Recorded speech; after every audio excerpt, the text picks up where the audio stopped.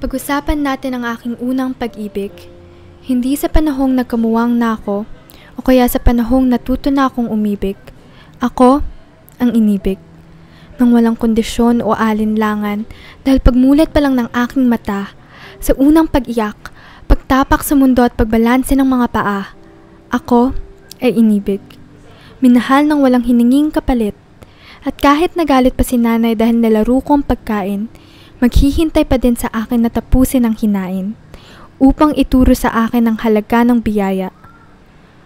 Ngunit, sa hinaba-haba ng taon na palagi silang kasama, ako'y dumating sa puntong nasanay.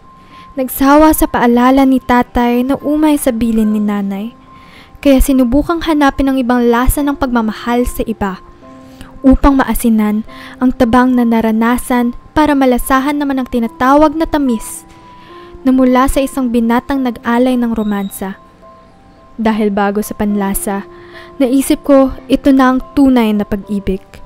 Ang pagtitig ay ibinaling sa kanya, at iniwan ko ang nakasanayan dahil sa kasiyahang binigay nitong natuklasang bagong uri ng pagmamahal.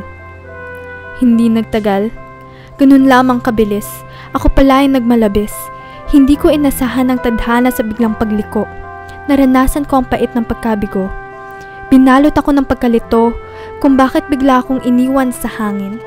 Sa sobrang pait ng sakit, parang isinubo ko ang isang kutsara ng buhangin. Nahulog ako sa bangin ng kahibangan. Kaya tinanong ko ang sarili kung bakit ko pinili ang taong ginawa kong libangan, kaysa sa mga taong itinuring akong kayamanan. Sa kabila ng lahat, kahit tila kasing layo ng kalawakan, bukas pa rin ang pinto ng lugar ng tunay na pag-ibig. Ang tahanan. Tahanan lamang ang meron ng lahat ng sangkap na kailangan ko.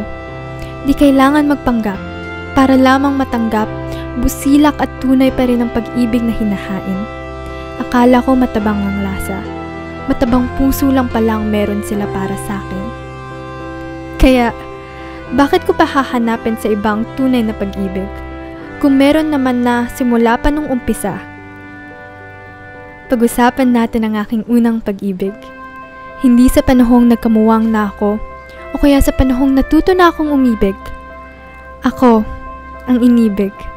Nang walang kondisyon o alinlangan, dahil pagmulat pa lang ng aking mata, sa unang pag-iyak, pagtapak sa mundo at pagbalanse ng mga paa, ako ay inibig.